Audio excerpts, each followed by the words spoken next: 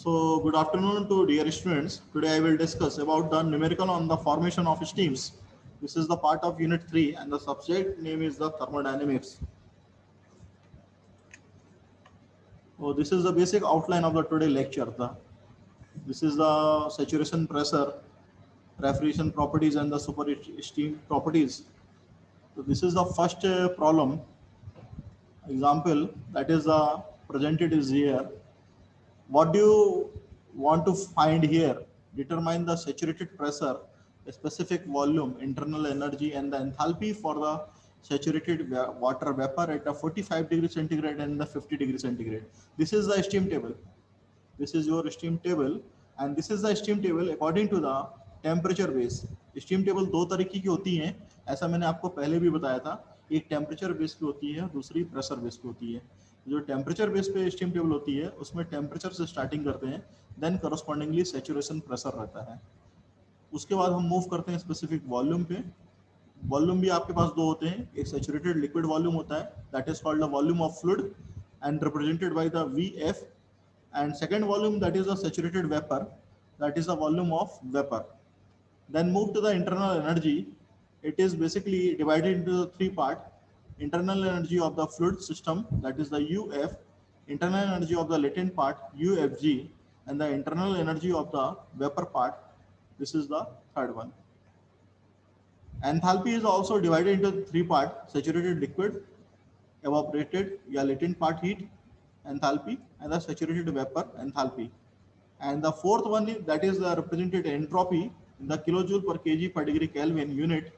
Saturated liquid entropy, that is represented SF, latent heat entropy represented in the SFG, and the saturated vapor entropy, that is represented SG. So if we start from the temperature base, because of the in the problem the temperature is given of the saturated water vapor 45 degree centigrade and the 50 degree centigrade. तो इस conditions पे आपको ये सारी values find out करनी है. Saturated pressure find out करना है, स्पेसिफिक वॉल्यूम फाइंड आउट करना है, इंटरनल एनर्जी फाइंड आउट करनी है, और एंथैल्पी फाइंड आउट करनी है. और ये किसके लिए करनी है, ये लिखा है यहाँ पे, जो आपका वेपर है उसके लिए फाइंड आउट करनी है. तो ये सारी चीज़ें हम वन बाई वन करके डिस्कस करते हैं. तो this is the steam table and the starting of temperature that is 0.01. यहाँ से स्टार्टिंग होती है. कोई भी स्टीम टेबल यदि आप उठाएंगे, मार्केट में कई तरीके से स्टीम टेबल आपको मिलेंगी, थोड़ा बहुत फ्लक्चुएशंस रहेगा, ज़्यादा नहीं, माइनर फ्लक्चुएशंस रहेगा वैल्यूज़ को लेके. तो इसके कॉरस्पॉन्डिंगली प्रेशर ये दिया है, वॉल्यूम ये दिया है, और volume of fluid is divided to part. तो volume of fluid is very very less comparison to the volume of vapour. It is always, ये हरदम रहता है. इस तरह की कंडीशन हरदम रहेगी कि जो फ्लूइड का जो वॉल्यूम है बहुत कम रहता है वेपर के वॉल्यूम में, क्योंकि वेपर कब बनती है, after the heat addition of the liquid. यदि आपने लिक्विड में हीट एडिशन किया तो लिक्विड जो है वेपर की कंडीशन में पहुंचता है. तो वॉल्यूम कब बढ़ेगा, जब आप हीट सप्लाई करेंगे कांस्टेंट प्रेशर पे. इसी तरीके से इंटरनल एनर्जी को जब आप मूव करेंगे तो इंटरनल एनर्जी जो फ्लूइड की है वो बहुत कम या तो ना के बराबर होती है comparison to the other type of internal energy. Latent part या वेपर की पार्ट की बात करेंगे, तो वेपर की पार्ट यदि आप बात कर रहे हैं तो चूंकि ये जीरो थी, और that is UG equal to UF plus UFG. जो UG है इन दोनों के समेशन के बराबर बना हुआ है, UF और UFG के समेशन के बराबर बना हुआ है. तो ये UG जो है 2374.9, this is the called UG. Similarly another pressure पे यदि बात करें, टेम्परेचर बात करेंगे, तो इन दोनों को यदि आप ऐड करेंगे तो ये आपकी टोटल इंटरनल एनर्जी बन जाएगी. Similarly move to the enthalpy in which the saturated liquid, that is HF, enthalpy of the fluid, which is very very less, that is already discussed in the case of the internal energy. And the latent part of the enthalpy, that is called the enthalpy of the evaporation, represented by the HFG. This is value given in the table. And after that vapor enthalpy, it is represented saturated vapor name 2500.09, that is equal to the HF plus of the HFG. जब आप इन दोनों चीज़ों को जोड़ेंगे तो आपको total Hg की enthalpy की वैल्यू ये मिलेगी. Similarly, we can move entropy, where the entropy of the liquid is represented by the SF, that is the 0.00, and the evaporative entropy represented by the 9.1556, and the total entropy that is represented 9.1556. तो Sg is the total of the SF plus of the SFG. This is the total entropy Sg. Okay, so I think it is clear to all कि how to check the values in the steam table by the temperature base and the pressure base. So when the temperature is the given in the problem, then you can use the temperature based steam table. If the instead of the temperature, if the pressure is given in the problem, then you can move the directly the pressure based steam table. But here the in the problem the temperature is given of the substance, the 45 degree centigrade and the 40 degree centigrade. That will be calculate the following properties of the specific volume, internal energy and the enthalpy for the saturated water vapor. तो यहाँ पे आपको directly value देखने को मिल जाएगी. First we move to the 45 degree centigrade. तो 45 degree centigrade पे यदि आप सैचुरेटेड प्रेशर देखेंगे तो ये आपका पहला आंसर निकल के आ जाएगा 9.59 किलो पास्कल. और यदि आप स्पेसिफिक वॉल्यूम के लिए जाएंगे जिसका कि आपको वॉल्यूम देखना है, that is 15.25 metre cube per KG. हर एक की यूनिट लिखी हुई है, ये मीटर क्यूब पर केजी है, ये किलो पास्कल है. इंटरनल एनर्जी की बात करेंगे तो internal energy of the vapour that is the 2436.1 kilo joule पर केजी. एंथैल्पी की बात करेंगे तो 2582.4 किलो जूल पर केजी. और एंट्रोपी चूंकि यहाँ पे पूछा नहीं है तो एंट्रोपी की जरूरत नहीं है. यदि एंट्रोपी वेपर की पूछा तो entropy of vapour that is the 8.1633 आपका ये एंट्रोपी हो जाती है. This is the 45 degree centigrade temperature. Similarly if we talk about the 50 degree centigrade temperature values, that is the correspondingly values. जैसा कि हमने 45 पे देखा वैसे ही हम 50 डिग्री सेंटीग्रेड पे आप वैल्यू देख सकते हैं. तो this is the very simple problem to how to read value in the steam table. किस तरीके से स्टीम टेबल में इस तरह की प्रॉपर्टी को हम रीड कर सकते हैं. That is the very simple problem. Then move to the next problem, that is the example 2.2. Find out the following properties: saturated pressure, specific volume, internal energy and enthalpy for the saturated vapor, already discussed in the earlier problem at the 47 degree centigrade instead of the 45 and the 50 degree centigrade. How can read the value in the steam table of the 47 degree centigrade? कैसे आप 47 degree centigrade पे value को read कर पाएंगे? क्यों? क्योंकि आपके पास available क्या है, 45 अवेलेबल है और 50 डिग्री अवेलेबल है. तो you can check the value according to the interpolation method.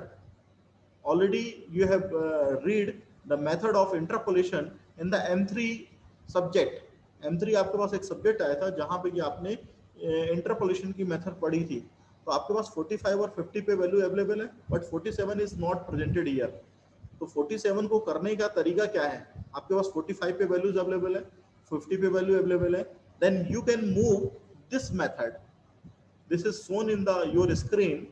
Interpolation scheme for the saturation pressure and all the other things for the vapor, for the internal energy, for the enthalpy, all the other things. तो 45 पे ये यहाँ पे values आपको मिल जाएगी जो दिख रही थी 9.59 और 50 डिग्री पे ये वैल्यू मिल जाएगी. तो आपने जब इंटरपोलेशन का मेथड लगाया, that is the interpolations for the saturation pressure. तो आफ्टर दैट की 47 की आपको वैल्यूज निकालनी, तो कैसे निकालेंगे आप? तो 47 की वैल्यूज निकालने के लिए 47 माइनस ऑफ 45 जो कि अननोन वैल्यूज है आपके पास, जो आपको पता नहीं है, एंड द 50 माइनस ऑफ 45. तो ये वैल्यूज आपकी सैचुरेशन की निकल के आएगी 47 डिग्री सेंटीग्रेड पे, जो आपको फाइंड आउट करनी है. तो क्यों? क्योंकि यहाँ पे क्या है, वैल्यूज आपको चूंकि पता नहीं थी. तो सैचुरेशन प्रेशर की आपने वैल्यू निकाली. आप ये जो वैल्यू थी आपकी, ये आपकी दूसरे तरीके से भी निकाल सकती है कि 47 पे सपोज आपको निकालनी वैल्यू, तो आप उसका सम भी कर सकते हैं. 45 पे सपोज दैट कि 45 पे वैल्यू ये है, 50 पे वैल्यू वो है, तो 1 डिग्री के लिए कितनी वैल्यू होगी? 45 टू 50 चले गए आप, तो 1 डिग्री के लिए कितनी वैल्यू होगी? तो 1 डिग्री के लिए जितनी वैल्यू होगी तो 45 प्लस 1 इंटू 2 डिग्री कर दीजिए. 1 डिग्री पे जितनी वैल्यू आई थी उसको मल्टीप्लाई बाई 2 कर दिए, तो 47 के लिए निकल जाएगी. तो 47 की वैल्यू निकालना बहुत ही आसान है यहाँ पे, ठीक है ना. तो 47 की वैल्यू यहाँ पे ये आ गई, जो भी वैल्यूज है 10.698 ये वैल्यूज आ जाएगी. इसी तरीके से स्पेसिफिक वॉल्यूम के लिए काम करना है, एंड इंटरनल एनर्जी के लिए काम करना है, और आपको एंथैल्पी के लिए काम करना है. तो आपके पास यदि 45 पे मालूम है, 50 पे मालूम है, इंटरपोलेशन का आप मेथड लगाएं, इंटरपोलेशन के मेथड के हिसाब से आपको 47 मिल जाएगी। अदरवाइज यदि आपको ऐसा भी तरीका नहीं करना आ रहा है तो 45 पे कितनी वैल्यू है, 50 पे वैल्यू कितनी है, तो 5 डिग्री के लिए इतना डिफरेंस है तो 1 डिग्री के लिए कितना डिफरेंस होगा। सपोज दैट 45 पे ये वैल्यू थी 9.59 और 50 पे थी 12.35, तो आपके 5 डिग्री का डिफरेंस कितना हो गया, आप इसको कैलकुलेट कर लीजिए, माइनस कर दीजिए, तो 1 डिग्री के लिए निकल आएगा। जब 1 डिग्री के लिए निकल आएगा तो या तो 45 प्लस 1 इंटू 2 कर दीजिए या 50 की जितनी वैल्यू माइनस ऑफ 1 इंटू 3 कर दीजिए, तो इट मीन सेम, या आप फॉरवर्ड डायरेक्शन में बढ़ जाइए आगे तो 47 मिल जाएगा, या बैकवर्ड डायरेक्शन में बढ़ जाइए तो रिवर्स आपको मिल जाएगा। तो जैसा आपको मेथड अडॉप्ट करना उसके हिसाब से आप value you can calculate easily. Okay, तो आपके पास सैचुरेशन प्रेशर की वैल्यू आ जाएगी, वॉल्यूम की आ जाएगी, इंटरनल एनर्जी की आ जाएगी और एंथैल्पी की आ जाएगी। सभी में सेम प्रोसीजर को फॉलो करना है। This is the simple interpolation method. तो this is the example of the 2.2। Similarly move to the example 2.3। अब आपको निकालने के लिए बोला जा रहा है कि आपको एंथैल्पी निकालनी है 1.5 kg of water contained in a volume of 1.2 metre cube at a 200 kilo pascal. यहाँ पे टेम्परेचर नहीं दिया, ध्यान रखिएगा, यहाँ पे आपके पास टेम्परेचर नहीं दिया है। आपके पास क्या क्या दिया है, 1.5 kg का मास ऑफ वाटर दिया है और वॉल्यूम दिया 1.2 मीटर क्यूब का, साथ में प्रेशर दिया है 200 किलो पास्कल का। तो आपको निकालना है एंथैल्पी। एंथैल्पी निकालने के लिए आपको थोड़ी सी मेहनत करनी पड़ेगी। अब एंथैल्पी निकालने के लिए क्या मेहनत करनी है, कैसे करना है, वो हम आपको यहाँ पे सिखा रहे हैं। क्योंकि वॉल्यूम आपका जो है that is the specific volume, और स्पेसिफिक वॉल्यूम क्या होता है, वॉल्यूम अपॉन मास। तो वॉल्यूम आपका 1.2 मीटर क्यूब है और मास आपका 1.5 kg है। तो दोनों को यदि आपस में डिवाइड करेंगे तो क्या मिलेगा, स्पेसिफिक वॉल्यूम मिलेगा 0.8 मीटर क्यूब पर केजी। ठीक है, कितना मिल गया, 0.8 मीटर क्यूब पर केजी। आपको स्टीम टेबल अब देखनी है 200 किलो पास्कल पे। स्टीम टेबल मैंने आपको बताई थी, एक प्रेशर बेस पे होती है, एक टेम्परेचर बेस पे होती है। यदि आप स्टीम टेबल खोल के बैठे हैं वहाँ पे, आप कैलकुलेटर रख लीजिए, स्टीम टेबल खोल लीजिए, वहाँ पे देखिए उस वैल्यूज को कि किलो पास्कल में स्टीम टेबल है कि आपकी बार में है, उसके हिसाब से आपको चेंज करना पड़ेगा। यदि बार में है तो वहां पे आपका लिखा कितना होगा, 2 बार, क्योंकि ये 10 टू पावर 2 है और के मतलब होता है 10 टू पावर 3, तो 10 टू पावर 2 और 10 टू पावर 3 मिलकर कितना बन गया, 10 टू पावर 5 बन गया। ये हो गया आपका बार। तो क्या हो गया, 2 बार पे आपको देखना है। यदि बार में दी है, किलो पास्कल में दी तो वेल एंड गुड, अच्छी बात है स्टीम टेबल। लेकिन यदि बार में दिए तो बार बनाने के लिए क्या करना पड़ेगा, 10 टू पावर 2 और 10 टू पावर 3 को आप कंबाइन कर दिए तो 10 टू पावर 5 मिलेगा, और 10 टू पावर 5 क्या हो जाएगा, बार हो जाएगा। तो ये आपका 2 बार हो गया। ठीक है, तो फ्रॉम टेबल जो कि 200 किलो पास्कल पे आप चला रहे थे, यहाँ पे वॉल्यूम ऑफ जो फ्लूइड है वो निकल के आया 0.001061, that is the metre cube per kg, और वॉल्यूम ऑफ जो वेपर निकल के आया है 0.8858 मीटर क्यूब पर केजी। तो ये किस पे निकल के आया है, 200 किलो पास्कल पे। तो is V is less than of the VF। V क्या है आपका, स्पेसिफिक वॉल्यूम, कि वॉल्यूम ऑफ फ्लूइड से जो स्पेसिफिक वॉल्यूम निकल के आया है वो आपका मतलब बोलना चाहिए कि वॉल्यूम ऑफ फ्लूइड ज्यादा है क्या, नो, ऐसा नहीं है। क्यों, क्योंकि वॉल्यूम ऑफ फ्लूइड बहुत कम होता है, तो यहाँ पे क्या ज्यादा है, V ज्यादा है। इसी तरीके से दूसरे स्टेप पे भी फॉलो करेंगे, is VF is less than V but it is less than of VG। VG से क्या कम है, तो यस VG से कम है। क्यों, क्योंकि 0.8 आपका निकल के आया है और 0.8858 आपका यहाँ पे VG है, तो ये आपका यस हो गया। Is VG is less than V, तो VG क्या जो है V से कम है, नहीं, ऐसा नहीं है, क्योंकि VG की वैल्यू 0.8858 थी और V की वैल्यू आपकी 0.8, तो ऐसा नहीं है। तो आपको क्या निकालना पड़ेगा, आपको ड्राइनेस निकालनी पड़ेगी। तो ड्राइनेस फ्रैक्शन निकालेंगे तब आप एंथैल्पी निकाल पाएंगे जितने की रिक्वायरमेंट है। तो सबसे पहले ड्राइनेस निकालने के लिए आपको काम क्या करना पड़ेगा, फार्मूला लगाना पड़ेगा। तो find the quality, it means the dryness fraction of the steam, it means the dryness section of the steam. So that is simple, V is equal to volume of fluid plus X into we ji minus of V F, कितना volume of जो specific volume है होना चाहिए, या हमारे पास volume जो है पता है तो ड्राइनेस कितनी होनी चाहिए। अब ड्राइनेस निकालने का तरीका बहुत आसान है, यहाँ पे आप x इक्वल टू कर लेंगे तो v minus of V F, जब आप सिंप्लीफिकेशन करेंगे upon we ji minus of V F, तो v की वैल्यू आपके पास पता है 0.8, वी एफ की वैल्यू पता है 0.001061 एंड वी जी की वैल्यू पता है 0.8858 and minus of V F की वैल्यू 0.001061, तो कितनी निकल के आई ड्राइनेस 0.903। इसका मतलब क्या है कि वहां पे ड्राइनेस है, पूरी तरीके से बोलना चाहिए स्टीम पूरी तरीके से ड्राई नहीं हुई है, 90% ड्राइनेस है। 90% ड्राइनेस का मतलब ये होता है 90% ड्राइनेस का मतलब ये होता है कि वहां पे आपकी जो वैल्यू है कम है, एक नहीं है, सैचुरेटेड वेपर नहीं है। Enthalpy enthalpy H is equal to HF plus X HFG। तो एंथैल्पी जो है यहाँ पे आप रीड करेंगे according to the pressure table, यहाँ पे जो वैल्यू मिल के आएगी 504.7 आपको एंथैल्पी मिलेगी 200 किलो पास्कल पे। आपकी ड्राइनेस यहाँ पे निकल के आई है 0.903 और एंथैल्पी की जो वैल्यू है यहाँ पे वेपर की आपको स्टीम टेबल से रीड करनी पड़ेगी। तो ये एंथैल्पी निकल के आएगी लेटेंट हीट की 2201.6। तो एंथैल्पी ऑफ द टोटल जो भी आप वाटर कंटेंट देख रहे हैं इसके अंदर वैल्यू निकल के आएगी 2492.7 किलो जूल पर केजी। एंथैल्पी ऑफ फ्लूइड जो है 504.7 प्लस ड्राइनेस की वैल्यू आपके पास निकल के आ गई थी और ये अभी वैल्यू आपने रीड करी। ये दोनों जो वैल्यू आप देख रहे हैं एंथैल्पी ऑफ फ्लूइड और एंथैल्पी ऑफ वेपर जो है ये आप जो रीड किए हैं ये आपको प्रेशर बेस्ड सिस्टम टेबल पे रीड करके यहाँ पे पुट अप करनी है। तो एंथैल्पी क्या निकल जाएगी 2492.7 किलो जूल पर केजी। अब एग्जांपल 2.4 की यदि बात करें आपको क्या निकालना है, इंटरनल एनर्जी की वैल्यू निकालनी है। रेफ्रिजरेंट है आपका 134A at a temperature of 0 degree centigrade and a quality of 60%। It is a very simple problem कि आपको 0 डिग्री सेंटीग्रेड और क्वालिटी जो उसकी है 60% है। इंटरनल एनर्जी रेफ्रिजरेंट 134A जो कि इको फ्रेंडली रेफ्रिजरेंट कहलाता है, आजकल मार्केट में सबसे ज़्यादा इस्तेमाल हो रहा है।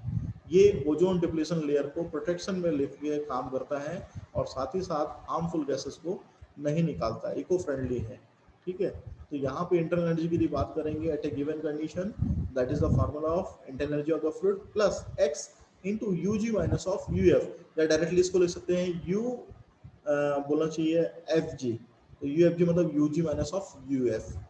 तो फ्रॉम द कंडीशंस जो आपको देखना रहेगा टेबल के हिसाब से, जो कि आपकी टेबल रहेगी रेफ्रिजरेंट की, ना कि किसी प्रेशर बेस पे ना कि किसी टेम्परेचर बेस पे, रेफ्रिजरेंट की 134A। इसके लिए यदि आप रीड करेंगे तो इंटरनल एनर्जी आपको मिलेगी 51.63 internal energy of the fluid and the internal energy of the vapour की बात करेंगे तो 230.16 किलो जूल पर केजी। इन सबको आप पुट अप कर दीजिए तो आपकी इंटरनल एनर्जी R134A ही निकल के आ जाएगी सिंपली मैनर में। तो यहाँ पे बहुत ही सिंपल कैलकुलेशन है, हार्ड कैलकुलेशन नहीं है, ये आपकी निकल के आ जाएगी। ठीक है, this is the example 2.4। Then move to the 2.5 example. अब बोल रहा है कि एक केस ऐसा कंसिडर करना है जो कि कंटेनर का है जिसमें कि वाटर है, वहाँ पे प्रेशर की कंडीशन 700 किलो पास्कल है, मास जो है 1.78 kg का है और जो सैचुरेटेड वेपर का मास 0.22 kg का है। हीट को ऐड किया गया जब तक कि प्रेशर 8 मेगा पास्कल तक नहीं पहुंच गया। 8 मेगा पास्कल कहलाता है 8000 किलो पास्कल। क्यों? क्योंकि मेगा मतलब होता है 10⁻⁶, और जब मेगा को किलो में बनाएंगे तो 8 × 10⁻³ करेंगे तो 8000 किलो पास्कल हो जाएगा। तो पहले प्रेशर कितना था 700 किलो पास्कल, अब प्रेशर कितना हो गया 8000 किलो पास्कल। तो find the final temperature, enthalpy and internal energy of the water. आपको क्या क्या निकालना है, फाइनल टेम्परेचर निकालना है, एंथैल्पी निकालनी है, इंटरनल एनर्जी निकालनी है वाटर के लिए। So here represented Mg and Vg, that is the condition of saturated vapor, Mf and the Vf, that is the condition of saturated liquid. तो this is the solutions of this questions कि चूंकि container में volume fix रहता है, volume very नहीं करता, तो उस केस में initial volume is equal to final volume. तो that is the final volume after the heat addition, and the initial volume before the heat addition, that is called the V1. The quality before the pressure increase, that is X1 is equal to mg1 upon mf1 plus mg1. तो दोनों चीज दी हुई है, mass of vapour दिया है 0.22 kg और mass of fluid दिया है 1.78 kg. तो इसके हिसाब से जो ड्राइनेस निकल के आएगी वो 0.11 निकल के आएगी. अब चूंकि आपको प्रेशर इनिशियल वाला दिया था, उसके बेस पे जब स्टीम टेबल पे आप वैल्यू रीड करेंगे तो वॉल्यूम ऑफ फ्लूइड निकल के आएगा. क्योंकि प्रेशर आपका कितना था शुरुआत वाला, ये 700 किलो पास्कल था, ये जो आप देख रहे हैं. बाद में जब हीट एडिशन किया तो कितना प्रेशर हो गया, 8000 किलो पास्कल. तो पहले 700 किलो पास्कल पे आपको देखनी है, तो 1 मतलब 700 किलो पास्कल. तो वॉल्यूम ऑफ फ्लूइड आपको यहाँ पे ये मिल जाएगा, x1 की वैल्यू आ गई, इसको पुटअप कर दीजिए. साथ ही साथ में Vg1 और Vf1 की वैल्यू भी आप रीड कर लेंगे 700 किलो पास्कल पे. ठीक है ना, ये आपका प्रेशर यहाँ पे दिया हुआ है 700 kilo pascal already. Okay, then state two that is the 8 mega pascal जो कि 8000 किलो पास्कल है. उस पर जो वॉल्यूम आपका निकल के आया है, चूंकि वॉल्यूम कांस्टेंट है, V1 is equal to V2, तो V1 आपका पास आया था 0.031 और V2 किसके बराबर है, 0.031 के बराबर है. तो अकॉर्डिंग टू द टेबल जो वॉल्यूम ऑफ फ्लूइड है वो ये है, वॉल्यूम ऑफ वेपर जो है ये है. तो दोनों जो वॉल्यूम आप देख रहे हैं Vg2 जो है कंपेरिजन टू V2 के, वो काफी कम है, या V2 बोलना चाहिए ज्यादा है. तो it is in super heated condition, क्योंकि वॉल्यूम जो आपका है आफ्टर द हीट एडिशन वो ज्यादा हो रहा है या फिक्स वॉल्यूम है, तो it is called a super heated condition. यदि वॉल्यूम ज्यादा है इसका मतलब क्या है, वॉल्यूम बढ़ रहा है, सुपर हीट कंडीशन जा रही है. तो उस कंडीशन पे टेम्परेचर कितना है, ये हम table super heat steam table से पढ़ लेंगे. तो जितना भी वॉल्यूम आपको जहां भी सुपर हीट स्टीम टेबल में दिखाई देगा कि 0.031 है, वो स्टीम टेबल आप सुपर हीटेड वाली खोल लीजिए और उसके कॉरस्पॉन्डिंगली टेम्परेचर पढ़ लीजिए. तो ये टेम्परेचर मिल जाएगा 361.8 डिग्री सेंटीग्रेड. एंथैल्पी मिल जाएगी उस कंडीशन की, enthalpy of super heated, this is the temperature of super heated, this is the internal energy of the super heated condition. तो सुपर हीटेड कंडीशन कब मिली, तो आपने हीट एडिशन कर दिया कांस्टेंट प्रेशर पे, तब आपको सुपर हीटेड कंडीशन मिली. क्योंकि वहां पे वॉल्यूम कांस्टेंट था, तो उस वॉल्यूम के कांस्टेंट होने के कारण यहाँ का जो वॉल्यूम था 0.031 मीटर क्यूब पर केजी, ये वॉल्यूम आपका कंपेरिजन टू इसके ज्यादा था, इसलिए कंडीशन आपकी स्टीम की सुपर हीट हो गई. तो this is the today lecture.